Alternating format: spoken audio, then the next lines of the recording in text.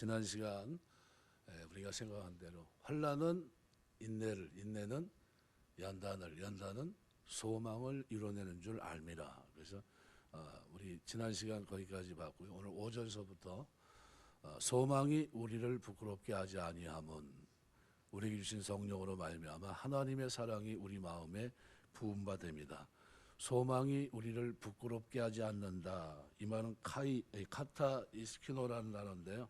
수치를 당하게 하지 않는다. 현재형으로 되어 있습니다. 계속해서 부끄럽게 하거나 실망케 하지 않는다. 소망은 결코 수치를 당하지 않는다. 이 세상에는 두 가지 소망이 있습니다. 하나는 헛된 소망일 수 있고요. 이 소망은 환경에 따라서 무너집니다. 우리가 재산을 축적했다든가 권세를 가지고 있었는데 근데 그 소망이 어느 하루아침에 무너지는 경우가 왕왕 있거든요. 근데 하나님께서 우리에게 가지게 대한 하늘에 대한 소망은 변함이 없습니다. 그래서 의인된 사람이 믿는 자는 실망하거나 부끄러움을 당하지 않는 그런 삶을 살게 되는데 이유는 그의 소망이 이루어지는 것을 보게 되기 때문입니다. 로마서 9장 33절 말씀해 보면 기록된 바 보라 내가 걸림돌과 거치는 바위를 시온에 두노니 그를 믿는 자는 부끄러움을 당하지 아니하리람 같으니라. 이 부끄러움을 당하지 않습니다. 소망은 오늘 우리를 부끄러움을 당하지 않게 합니다. 빌립보서 1장 20절 나의 간절한 기대와 소망을 따라 아무 일에든지 부끄러워하지 아니하고 지금도 전과 같이 온전히 담대하게 살든지 죽든지 내 몸에서 그리스도가 존귀하게 되게 하려 하나니 그랬습니다. 베드로전서 4장 말씀에도 16절에 만일 그리스도인으로 고난을 받으면 부끄러워하지 말고 도리어 그 이름으로 하나님께 영광을 돌리라 그랬습니다. 여기 이 단어는 주 앞에서 악을 행하는 자들이나 민족의 파멸을 당하는 문맥에서 많이 쓰였는데요. 여호와의 심판 행위는 당사자들로 하여금 수치를 느끼게 만든다는 문맥에서 주로 많이 쓰입니다. 오늘 이 본문의 이 말씀은 그런 의미로 굉장한 의미가 있지 않나. 그래서 세상 소망은 무너지지만요. 하나님 안에 가지고 있는 이 소망은 반드시 어떻게 해요? 하나님께서 이루십니다. 이유가 뭡니까? 그래서 오늘 본문에는 이렇게 말해요. 소망이 우리를 부끄럽게 하지 아니하는 것은 우리에게 주신 성령으로 말미암아 하나님의 사랑이 우리 마음에 부음받습니다. 이걸 누가 이루십니까? 하나님의 성령이. 그죠? 하나님의 성령이 우리 마음 가운데 부어주셨다는 겁니다. 이게 놀라운 거죠. 우리 마음 가운데 하나님의 성령을 부어주셨어요. 그래서 우리가 살아가면서 이 소망을 확신하게 되는 겁니다. 믿음으로 말미암아 의롭다함을 받고 자격 없는 자가 구원을 받았습니다. 그래서 6절에서 8절 보면 우리가 아직 연약할 때 기약대로 그리스도께서 경건하지 않은 자를 위해 죽으셨도다. 의인을 위하여 죽는 자는 쉽지 않고 선을 위해 용감히 죽는 자가 혹 있거니와 우리가 아직 죄인 되었을 때 그리스도께서 우리를 위해 죽으심으로 하나님께서 우리에 대한 자기의 사랑을 확증하셨다 그랬습니다. 그러니까 이 하나님의 사랑입니다. 사랑받을 수 없는 자가 사랑을 받았다는 거예요. 그러니까 소망이 부끄럽지 않은 것은 하나님의 사랑이 우리 마음 가운데 부음받았는데 이 부음받은 사랑을 성령께서 하셨다는 거죠. 그러니까 우리가 어떤 자격으로 하나님의 사랑을 받았습니까? 오늘 본문은 이 사랑을 두 가지로 확증해 줍니다. 바로 십자가와 부활이에요. 그러니까 하나님의 사랑의 증거로서는 이 십자가 이상은 없습니다. 왜냐하면 왜 십자가가 중요합니까? 이것만이 죄의 문제를 해결할 수 있기 때문입니다. 가장 큰 문제가 죄의 문제입니다. 죄의 문제가 해결될 수 있다면 바랄 것이 없겠죠. 아무리 뉘우치고 선행을 하며 일생 동안 노력을 했어도 하나님이 우리에게 보여주신 이 길 외에는 해결 방법이 전혀 없습니다. 또한 부활하심으로 우리의 의를 확증해 주셨습니다. 부활로서 새로운 생의 의미를 우리에게 주셨고 영생의 길을 주셨습니다. 십자가에는 하나님의 능력과 지혜가 계시되어 있습니다. 하나님께서 내게 대해서는 능력과 지혜가 십자가로 확증된 겁니다. 그러므로 십자가를 믿는 사람들은 자기에게 오는 고난도 죄인으로서의 고난이 아니라 의인으로서의 고난이고 불의한 자로서의 고난이 아니라 하나님의 자녀로서의 고난이 됩니다. 이렇게 십자가는 고난의 의미까지도 전환시켜 줍니다. 그러므로 이 십자가는 우리를 죄와 사망과 사단과 율법과 진노로부터 해방시켜주는 능력을 가지고 있습니다. 죄 문제가 해결되었으면 사망부터 자유하고 사단의 권세에서 벗어나게 되고 율법에 매이지 않고 진노의 하나님을 사랑의 하나님으로 바라볼 수 있게 되는 겁니다. 이것이 십자가에 계시된 하나님의 사랑입니다. 그렇다면 이 하나님 십자가의 사랑은 어느 정도까지 사랑하느냐 하는 사랑의 길이를 우리가 살펴봐야 됩니다. 하나님께서 십자가를 통해 어떤 사람까지 사랑했느냐 하는 거죠. 오늘 본문에는 하나님의 사랑이 어떤 상황에서 어떤 사람에게 계시되었는가를 보여줍니다. 특별히 6절은 우리가 아직 연약할 때, 연약하다는 말은 전혀 힘이 없을 때를 얘기합니다. 우리가 아직 도덕적으로 무기력한 상태에 계속해서 아직 머물러 있을 때, 예수께서 우리를 위해 대속의 죽음을 죽으신 때는 우리가 전혀 그러한 사랑을 받을 만한 가치가 없었을 때라는 겁니다. 알아듣지도 못하고 깨닫지도 못할 그때 하나님이 우리를 사랑하신 겁니다. 나의 때를 말하는 겁니다. 여러분, 하나님의 사랑을 언제 받았다고 생각하십니까? 내가 믿기 전에, 내가 하나님을 알기도 전에 사랑은 이미 우리가 받은 겁니다. 사도 바울은 다메섹 도상에서 예수님의 부름을 받아요. 근데 바울은 여기서부터 사랑을 받은 겁니까? 그게 아니죠. 바울은 자기가 태어나기 전부터 어머니의 태로부터 사랑을 받았다고 고백합니다. 생각해 보십시오. 바울이 스데반을 돌로 죽이는 자리에 있었는데 만약 하나님께서 진노하셔서 벼락을 내리셨다고 한다면 바울의 생애는 거기서 끝났을 확률이 되게 높아요. 하나님은 그냥 두셨습니다. 바울이 전혀 하나님의 사랑을 모를 때에도 하나님은 그를 사랑하셨던 겁니다. 가끔 젊은이들이 부모들로부터 자기들의 소원을 거절당할 때 자신들은 부모의 사랑을 받은 적이 없다고 불평합니다. 그렇습니까? 부모 된 사람들의 입장에서 가만히 생각하면 아니거든요. 부모 사랑 없이 어린 시절을 어떻게 지내올 수 있었습니까? 그렇죠? 젖먹이서부터 그 과정에 가장 중요한 때, 이제 태어나서 3세가 되기까지 아무 기억이 없잖아요. 무조건적인 사랑을 받았습니다. 울면 젖주고, 그죠? 우유 주고, 먹이고, 성장하기 위해서 노심초사하면서 누가 한 겁니까? 부모님이. 대개 사람들은 4살 이전의 일을 기억할 수 없다고 합니다. 지각이 있기 이전에 그 사랑을 받은 거예요. 부모님의 사랑을. 하나님은 우리가 전혀 깨닫지도 생각지도 않았던 때 벌써 우리를 사랑하셨어요. 창세전 그리스도 안에 우리를 선택하신 겁니다. 우리가 알고 모르고 하는 것과는 상관이 없습니다. 단지 깨달은 것이 오늘일 뿐입니다. 사랑의 시작은 내가 전혀 몰랐을 때, 즉 연약할 때, 그죠? 연약하다는 말 자체가 전혀 힘이 없을 때를 말합니다. 그때 그리스도께서 나를 위해 십자가에 돌아가셨습니다. 이제 내가 그를 위해 할 것은 아무것도 없습니다. 단지 감격할 뿐입니다. 이래도 저래도 하나님은 사랑하십니다. 그래서 여기 6절은 우리가 아직 연약할 때, 또 하나의 때가 있습니다. 다른 의미에서 바로 7절, 8절인데요. 의를 위하여 죽는 자가 쉽지 않고, 의인을 위해 죽는 자가 쉽지 않고, 오늘 본문에 보시면 선인을 위하여 용감히 죽는 자가 혹 있거니와, 우리가 아직 죄인 되었을 때 그리스도께서 우리를 위해 죽으심으로 하나님께서 우리에 대한 자기의 사랑을 확증하셨느니라. 이때는 신분을 의미하는 것으로 의인일 때가 아니라 죄인일 때 사랑하셨다는 겁니다. 죄인일 때 사랑하셨어요. 예수님은 죄인을 위해 돌아가셨습니다. 나는 의인을 부르러 온 것이 아니라 죄인을 부르러 왔노라. 건강한 자에게는 의원이 쓸데없고 병든 자에게야 쓸데있느니라 한 대로 우리가 죄인이었을 때 주께서 우리를 위해 돌아가셨습니다. 우리는 처음부터 의인으로 사랑받은 것이 아니라 죄인일 때 사랑받은 거예요. 자격 없이 사랑을 받은 겁니다.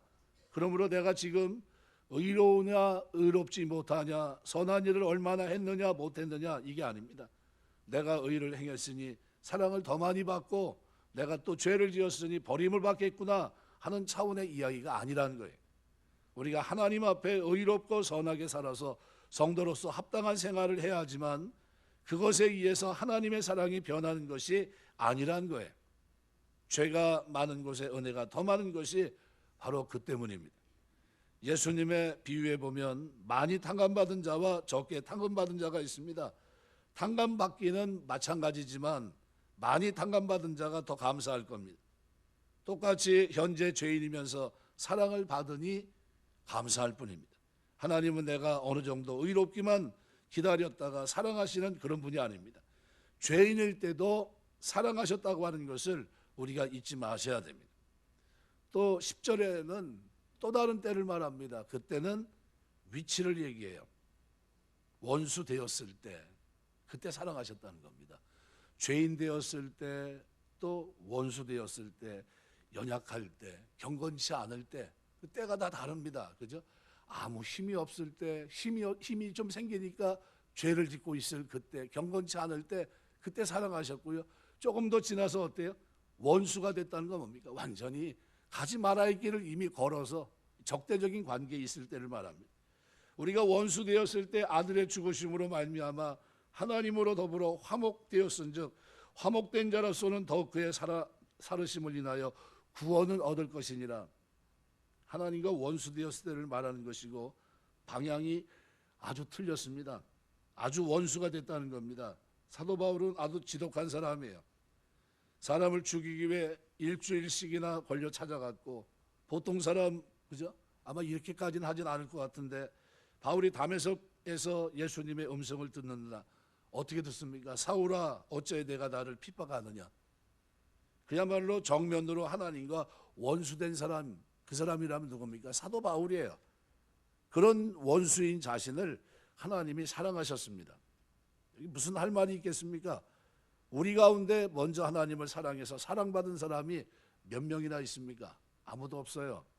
우리가 사랑받을 때는 대부분이 하나님과 원수 되었을 때입니다. 죄와 허물로 죽어 있던 때입니다. 하나님께 욕을 돌리고 하나님께 도전하고 못될 짓을 많이 할 때 바로 그때 하나님은 나를 사랑하셨고 나는 그 사랑에 감격해서 하나님 앞에 나오게 됩니다. 내가 하나님과 원수인 위치에 있을 때 사랑을 받았어요. 그래서 놀랍게도 오늘 6절에서 8절을 통해 바울이 강조하는 것은 뭡니까? 그리스도께서 그 일을 위해서 죽으셨다는 거예요. 그리스도의 죽음, 십자가의 죽음을 말합니다. 6절에 보면 그리스도께서 경건치 아니하는 자를 위해 죽으셨도다. 8절에도 그리스도께서 우리를 위해 죽으심으로, 10절에도 그 아들의 죽으심으로 우리를 구원해 주신 것은 그 아들의 죽으심으로 말미암아 그랬어요. 십자가는 믿는 성도에게는 은혜입니다. 왜 하나님의 아들인 그리스도께서 죽으셔야 됐습니까? 누굴 위해 죽으신 겁니까? 예, 하나님의 사랑을 위해서요. 우리가 아직 연약할 때, 아무런 힘이 없을 때, 우리 유아기로 보면 태어나서 3살, 4살 때까지 그때 어떻게 해요? 사랑을 입은 겁니다.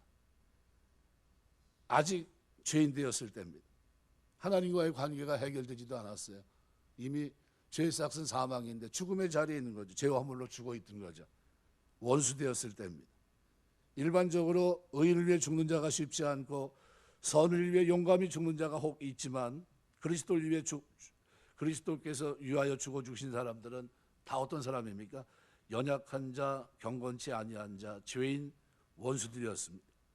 하나님께서는 내가 너희를 얼마나 사랑하는 줄 아느냐 말씀만으로 우리를 사랑하지 않으셨어요. 우리가 아직 죄인되었을 때 그리스도께서 우리를 위해 죽으심으로 하나님께서 우리에 대한 자기의 사랑을 확증하셨다는 겁니다. 그저 도대체 하나님과 바른 관계를 맺을 수 없을 때 그때 은혜로 믿음으로 선물을 주셔서 그래서 이 확증이란 말은 확실히 증명하여 보여주셨다는 겁니다. 그래서 슈니스테신이라는 말은 드러내고 계시다, 입증하고 계시다는 거예요. 이 사랑으로. 이 한글개혁성경은 과거 시제로 번역을 했지만 8절에서 이 단어는 계속과 반복을 나타내는 현재 능동형으로 쓰였습니다. 그러니까 하나님께서 자신이 우리를 사랑하신 사실은 지금도 계속해서 능동적으로 보여주고 계심을 잘 드러낸다는 겁니다. 이것은 우리가 죄인의 신분일 때 우리를 위해 죽으신 예수님의 십자가의 효력이 지금도 계속되고 있다는 겁니다. 우리에게 대한 우리를 위하여 이 우리라고 하는 1인칭 복수 대명사가 계속해서 3번이나 나옵니다. 성도들의 본래 죄악된 상태와 더불어 바로 이러한 죄인을 구원하기 위해 죽어주신 그리스도의 사랑을 드러내기 위해서 쓴 의도적인 표현입니다. 예, 우리가 하나님의 자녀가 됐다라고 하는 것을 여러분이 잊지 마셔야 됩니다. 그래서 오늘 본문에 기록한 대로 오늘 5절은 이렇게 말하고 소망이 우리를 부끄럽게 하지 아니함은 우리에게 주신 성령으로 말미암아 하나님의 사랑이 우리 마음에 부음받음이라. 하나님의 사랑을 제가 조그맣게 한 방울 한 방울 떨어뜨린 것이 아니라 우리 마음에 확 부어주셨어요. 그러니까 그 마음 속에 뭘 느끼게 됩니까? 하나님의 사랑을 우리가 비로소 알게 됩니다. 그래서 이 확신하는 것뿐만 아니라 그래서 그 이후로는 어떻게 됩니까? 9절서부터 쭉 보시면요. 이렇게 표현하면 그러면 이제 우리가 그의 피로 말미암아 의롭다 하심을 받았으니 더욱 그로 말미암아 진노하심에서 구원을 받을 것이니 우리가 원수 되었을 때 그 아들의 죽으심으로 말미암아 하나님과 화목하게 되었은즉 화목하게 된 자로서 더욱 그의 살아나심으로 말미암아 구원을 받을 것이니라. 그뿐 아니라 이제 우리로 화목하게 하신 우리 주 예수 그리스도로 말미암아 하나님 안에서 또한 즐거워하느니라. 이게 삶이 완전히 달라졌습니다. 그래서 우리 그리스도인들이 이제는 하나님 안에서 어떤 사람입니까? 하나님 안에서 즐거워하는 사람이 됩니다. 자랑하는 사람, 자랑한다는 뜻이 그 속에 있습니다. 성도의 즐거움은 자랑할 만큼 즐거운 것이란 겁니다. 뭐가요? 예수님의 십자가의 죽음과 그죠? 부활을 통해 나타낸 우리 마음껏 부음받은 사랑, 이 사랑은 우리의 소망을 확실하게 믿게 합니다. 그러면 소망이 이루어지겠다. 세상 소망은 허무하지만 하나님이 우리에게 아들을 주셔서 이렇게 힘이 없을 때, 그죠? 죄인 되었을 때, 원수 되었을 때, 경건치 않을 때 우리 사랑을 위해 독생자를 내어주신 이 사랑을, 이 확정적인 사랑을 보고 나니까 우리 소망은 너무나 선명하구나 하는 것을 확신하게 됩니다. 그리고 그 안에서 우리는 어떻게 해요? 즐거워하게 된다는 거예요. 그래서 11절 하나님 안에서 또한 즐거워하느니라. 네. 성도는 자랑할 만한 즐거움을 가지고 있어요. 돌아온 당자를 아버지가 끌어 안아주셨듯이 하나님과 화목된 오늘 우리는 이제 하나님의 품 안에 안겨서 마냥 즐거워하고 기뻐한다는 겁니다. 이 즐거워한다는 말씀이 2절, 3절, 11절에 3번 나옵니다. 2절에 보면 또한 그로 말미암아 우리가 믿음에 서 있는 이 은혜에 들어감을 얻었으며 하나님의 영광을 바라고 즐거워하느니라. 다만 이뿐 아니라 우리가 환난 중에도 즐거워하나니 이는 환난은 인내를 이렇게 얘기합니다. 또 오늘 11절에도 또 이 말합니다. 그뿐 아니라 이제 우리로 화목하게 하신 우리 주 예수 그리스도를 말미암아 하나님 안에서 또한 즐거워하느니라. 너무나 감사하죠. 장차 그 하나님의 나라에 가서 누릴 영광을 바라보고 즐거워하는 소망의 즐거움을 얘기하는 거예요. 소망. 가만히 생각해 보세요. 이렇게까지 하나님께서 나를 성령께서 내 마음에 부음받은 하나님의 사랑을 알게 하셨는데 뭐를 우리가 가진 소망이 너무나 확실한 거예요. 그러니까 그 안에서 우리가 어때요? 즐거워한다는 겁니다. 즐거워한다. 예를 들면 우리가 알고 있는 손양원 목사님이 두 아들을 잃어버리잖아요. 뭐 여섯 반란 사건인가요? 그때 잃어버렸고 얼마나 가슴 아픕니까? 근데 그 아들을 죽인 두 사람을 잡아서 이제 총살을 하려고 할 때 찾아갑니다. 이 두 아들을 나에게 양자로 주시면 안 되겠냐고. 해서 이제 가서 이제 입양을 해서 하나님은 목사님이 나중에 되죠. 근데 어떻게 그럴 수 있죠? 그 마음속에 부음받은 하나님의 사랑, 소망이 있었기 때문이에요. 그래서 두 아들이 죽었다는 소식을 듣고 그 손양원 목사님이 그렇게 기도를 합니다. 하나님, 죄 짓지 않은 거 감사합니다. 그리고 전도하다 순교하게 하시니 감사합니다. 하늘의 소망이 분명할 때 천국 갔으니 감사합니다. 이렇게 기도하거든요. 그런데 소망이 전혀 없는 그 사람을 그리스도의 사랑으로 품으려고 합니다. 그리고 품어요. 그리고 그를 자식처럼 키웁니다. 그리고 목회자가 되게 만들어요. 뭐 때문에 그가 그렇게 삶을 살아가죠? 인간적인 이름을 드러내기 위해서요? 그게 아니라 손양원 목사님 그 속에 있는 성령께서 마음에 부음받은 그 하나님의 사랑이 소망을 분명하게 하기 때문에 이 소망이 너무나 뚜렷하니까 소망 속에서 어떻게 해요? 그 삶을 일궈냈던 겁니다. 하나님 영광을 받으실 만한 삶을. 놀라운 거죠. 그러니까 우리 그리스도인들에게 우리 살아가면서 우리에게 뭐가 있어야 된다는 겁니까? 소망 때문에 즐거워하는 삶이 있어야 돼요. 환난을 넘어서는 그 능력이 어디 있습니까? 우리 마음 가운데 부음받은 하나님의 사랑을 확신하는 데 있습니다. 이 확신은 뭐와 연관되어 있습니까? 환난은 인내를 인내는 연단을 연단은 소망을 이뤄내는 줄 알미라. 이것이 내게 있기 때문에 하나님 환난은 그걸로 끝나는 게 아니라 딱딱 떨어져 있는 게 아니라 결국은 하나님께서 나로 하여금 내가 가지고 있는 믿음의 의는 단순히 어떻게 해요? 믿고 구원받고 천국 가고 이게 이 문제가 아니라, 그죠? 너무나 당연한 건데 이걸 위해서 하나님이 사랑을 확증하신 겁니다. 십자가의 사랑. 언제요? 연약할 때, 아무런 힘이 없을 때, 경건치 않을 때, 죄인 되었을 때, 원수 되었을 때 하나님이 우리에 대한 자기의 사랑을 확증하신 겁니다. 무엇 때문에 확증하신 겁니까?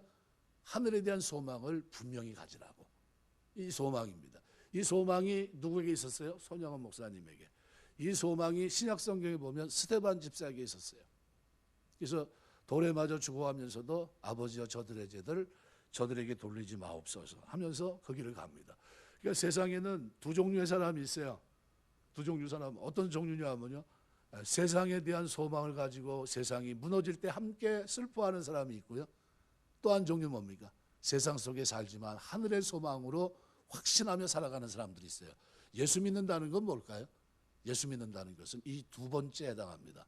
세상의 환난 속에 있어도 결코 흔들 수 없는 소망, 그 소망 때문에 즐거워하는 사람들이라는 거예요.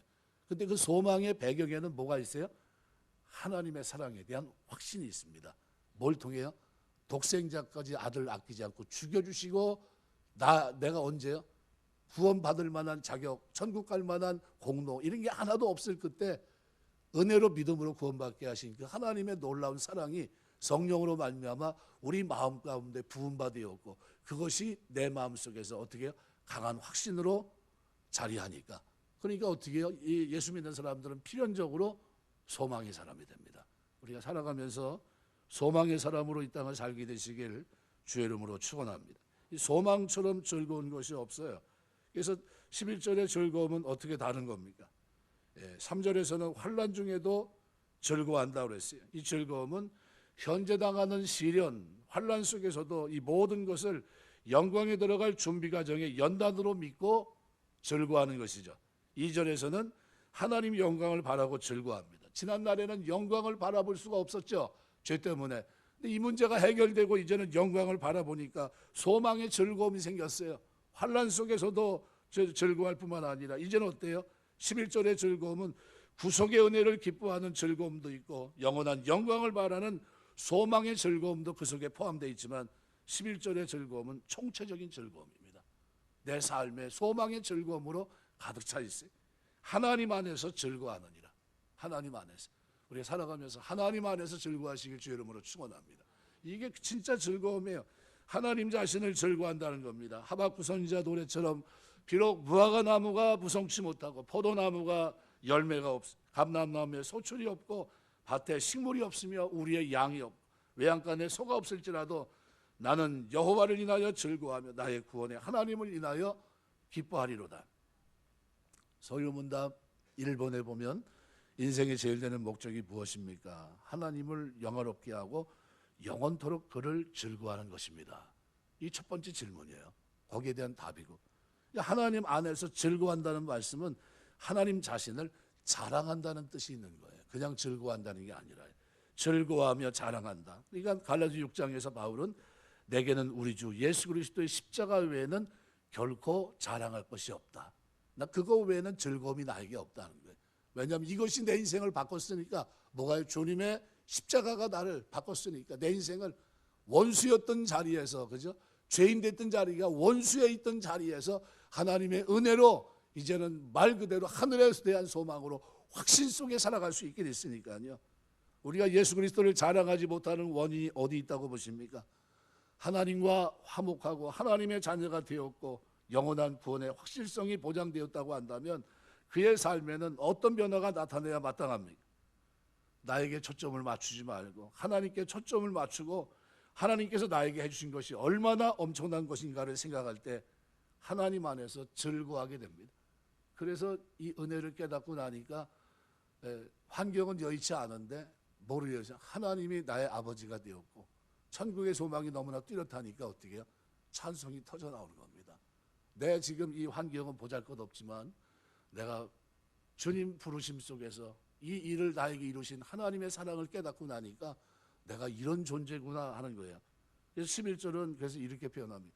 그뿐 아니라 이제 우리로 화목하게 하신 우리 주 예수 그리스도로 말미암아 하나님 안에서 또한 즐거워하니라. 그뿐 아니라 이전 것은 지나갔다는 겁니다. 이제 새 것이 되었다. 예수 그리스도로 말미암아 의롭다함을 얻고 하나님과 화목하게 되었습니다. 이제 우리로 화목을 얻게 하신 우리 주 예수 그리스도로 말미암아 하나님 안에서 즐거워하게 되는 거예요. 그럼 이 즐거움이 우리에게 있어야 됩니까? 없어야 됩니까? 예수 믿는데 나는 즐거움이 하나도 없어. 괜히 믿었나 봐. 이렇게 얘기하시면 됩니까? 안 됩니까? 예. 한번 대답해 보세요. 됩니까? 안 됩니까? 글쎄 뭐 환경에 따라 다른 거 아니에요? 이렇게 또 얘기하시는 분이 있을까 봐. 예. 우리는 그렇게 얘기하면 안 됩니다. 그거는 천일공노한 짓입니다. 절대로 하나님 앞에. 말도 안 되는 거예요. 내가 연약할 때, 내가 죄인 되었을 때, 원수 되었을 때 하나님은 나를 사랑하사 십자가로 자기 사랑을 확증해 주셨습니다. 부족하지만 하나님 뜻대로 사노라 애쓰고 바로 믿고 나의 자세를 늘 들여다본다면 하나님 분명히 우리를 사랑하실 것입니다. 하나님과 원수일 때도 사랑하셨으니까. 사도 바울은 실수 많고 허물이 많은 자기지만 그래도 사도로서 일하느라 그렇게 애쓰고 있는데 하나님께서 왜 사랑하시지 않겠냐 말합니다. 오늘 우리도 마찬가지예요. 혹시라도 하나님의 사랑에 의심이 가면 곱씹어보셔야 됩니다. 내가 하나님의 사랑을 받은 그때는 진짜 형편없을 때인데 하나님을 몰랐을 때고 죄인 되었을 때고 경건치 못할 때였고 원수 되었을 때 내가 사랑을 받았는데 오늘 이 정도 변화된 건 하나님의 은혜다. 구원 받겠습니까? 못 받겠습니까? 아니 그 대답 한번 해보세요. 그때 사랑을 받은 사람이 지금 그거보다 나아졌잖아요. 많이. 그죠? 사랑받으니 너무나 확실한 겁니다. 그래서 그거를 사도 바울이 계속해서 얘기합니다. 그때를 생각하면 지금은 하나님께서 나를 사랑하는 것이 너무나도 당연하고 확실합니다. 이 사랑에 대한 확신이 있다면 하나님 안에서 즐거워하고 그 주님을 자랑할 수밖에 없어요. 이것이 오늘 우리의 삶입니다. 그래서 오늘 10절에서는 그렇게 말해요. 바울은 현재 성도가 누리고 있는 두 가지 상태를 보여줍니다. 하나님으로 더불어 화목하게 된 것이고 두 번째는 구원을 얻은 겁니다. 여기서 전자는 원수 되었을 때 아들이신 그리스도의 죽음의 결과이고 후자 구원을 얻은 것은 그리스도의 부활의 결과입니다. 그러니까 10절에서 하나님과 원수된 과거의 상태와 구원받은 현재의 상태를 동시에 말하면서 이러한 변화가 그리스도의 죽으신 부활에 의해서 비로소 가능하게 되었다는 것을 밝히고 있는 겁니다. 화목되었은즉 부정과거 수동태로 되어 있습니다. 원래 이 신적 수동태라고 하는데요. 우리가 하나님의 능동적인 화해 행위를 통해서 수동적으로 화해에 참여하게 됐다는 것을 얘기합니다. 이 바울이 강조하는 것은 하나님과 우리가 화해가 그리스도의 사역으로 인해 성취되었다고 하는 것과 이것이 하나님의 일방적인 행동에 주어진 선물이라는 거예요. 에베소 2장 8절 9절. 그러니까 예수를 믿는다고 하는 것은 10절 상반절에 기록한 그대로 하나님 원수된 상태가 변해 그분과 합하는 것이고 이제는 곧 한 영이 되는 것을 의미합니다. 고린도서 6장 17절. 그러니까 그들은 하나님과의 관계에 있어서 더 이상 진노의 대상이 아니고 상태에 있어서 더 이상 멸망을 향해 나아가는 사람들이 아닙니다. 예수를 믿음으로 말미암아 하나님 나라의 열매를 맺는 친백성이 된 겁니다. 디도서 2장 14절. 또 오늘 우리는 이러한 가치관이라든지 추구하던 목표, 생활 방식, 그 밖에 세속적이고 비성경적인 일체의 것들을 미련 없이 청산해야 하나님과 화목된 자로서 정상적인 삶이 가능합니다. 고린도서 5장 17절에서 20절의 기록입니다. 우리가 하나님과 원수되었을 때 그리스도의 죽으심을 통해서 하나님과 화목되었은즉 이것을 밝히면서 상반절에 의해서 하반절에서는 이미 화목된 자가 그리스도의 부활로 인하여 구원을 얻을 것이 더욱 확실하지 않느냐 이렇게 얘기합니다. 그래서 이 부분을 공동 번역은 이렇게 표현합니다. 우리가 하나님의 원수였던 때에도 그 아들의 죽음으로 하나님과 화해하게 되었다면 하물며 그분과 화해가 이루어진 지금에 와서 우리가 살아계신 그리스도를 통해서 구원받으리라고 하는 것을 더욱 확실한 일이 아니겠습니까? 이렇게 해놨어요. 어떻습니까? 구원은 확실할까요? 확실하지 않을까요? 신앙생활 열심히 하시기 바랍니다. 열심히 한다고 구원받는 겁니까? 그게 아니죠. 이미 하나님께서 오늘 우리를 그렇게 은혜로 믿음을 선물로 주셔서 이렇게 큰 사랑을 깨닫게 하신 겁니다. 화목되었은즉 구원 얻을 것이 확실하며 기뻐한다면 어떻게 살아야 됩니까? 하나님 안에서 즐거워해야 돼요. 하나님 안에서. 그러니까 베드로전서 1장 8절 9절 예수를 너희가 보지 못하였으나 사랑하는도다 이제도 보지 못하나 믿고 말할 수 없는 영광스러운 즐거움으로 기뻐하니 믿음의 결국 곧 영혼의 구원을 받음이라 그랬습니다. 예수 그리스도 말미암아 하나님 안에서 즐거워하게 되시길 주의 이름으로 축원합니다. 말씀을 맺겠습니다. 로마 원로원에서 원로원 중에 한 분이 황제를 자기 집에 초청을 했습니다. 근데 종이 그런데 안타깝게도 그 원로원 그 애지중지하는 도자기를 그냥 깨버린 겁니다. 그냥 화가 나니까 주인이 생사여탈권을 가지고 있으니까요. 집안의 정원에 악어를 키우고 있는데 거기다 집어넣으려고 합니다. 가만히 보니까 벌벌 떨고 있는데 황제가 보니까 너무 안타까워요. 그래서 어떻게 했냐 면 황제가 그렇게 애중지하는 도자기를 옆에 있는 걸 또 툭 쳐가지고 떨어뜨려서 깨버립니다. 이 집 규례는 나는 이 집 가보를 깨뜨렸으니까 이 집의 규례에 의해서 이 종과 함께 연못에 나를 던져라 이렇게 얘기해요. 그럴 수 있습니까? 이해 못하죠. 왜요? 황제인데 생사여탈권을 쥐고 있는 분인데 종은 황제의 사랑과 은혜로 말미암아 살아남게 됩니다. 그리고 얼마나 감사했겠어요. 주인은 그를 죽이려고 악어를 자꾸 쳐다보고 있으면서 저 집어넣어야 되겠다 이러고 있는데 그 아무런 힘도 없고 아무런 권함도 없고 그냥 목만 내밀고 있었던 종에게 황제가 사랑을 베푼 겁니다. 어떤 사랑입니까? 잊혀지지 않는 사랑이죠. 생각하고 생각하며 또 생각해봐도 너무 감사한 사랑이죠. 잊혀지겠습니까? 평생? 황제가 나와 함께 목숨을 같이 하려고 도자기를 깼고 그 집안의 그 로컬 룰을 어기면서 나도 함께 악어 있는 저곳에 연못에 나를 던져라 얘기했을 때 얼마나 놀랐겠습니까? 나라고 하는 존재를 황제와 어떻게 비등하게 놨던 그때 그 대목은 잊혀지지 않을 거예요. 평생을 살면서 황제의 사랑과 은혜로 말미암아 살았던 이 생명을 유지하게 된 이 종은 황제의 사랑과 은혜를 놓치지 않을 겁니다. 우리는 어떤 사람들입니까? 똑같은 사람들이에요. 주고 마땅하고요. 목을 막 늘어내린 정도가 아닙니다. 그죠? 연약해서 아무것도 할 만한 힘도 없고 능력이 없고 죄 허물로 죽어 있었고요. 경건치 않았을 때고요. 죄인 되었을 때 그 정도는 좀 나은데 아주 원수 되었을 때입니다. 소망이라고는 하나도 없어요. 내 힘으로 방법으로는 전혀 없습니다. 근데 그런 우리를 하나님이 사랑하신 거예요. 자기 아들을 내어주셔서 그래서 3번이나 어떻게 아들의 죽으심으로 말미암아 그 죽음 때문에 살아났다는 게 대가를 속량 죄사함 받고 하나님의 자녀가 되는 아들이 되는 축복을 주셨다는 거예요. 그러니까 우리가 어떻게 해요? 이 모든 것들을 하면서 어떻게 소망을 이루실 하나님을 바라보면서 그래서 하나님 안에서 즐거워하는 겁니다. 이야, 이게 이런 일들을 하나님이 아들을 통해서 우리의 죄를 용서하신 걸 보고 하나님과 화목한 걸 보니까 뭐까지 이루실 것 같아요? 우리의 구원도 영혼의 구원도 확실하구나. 왜요?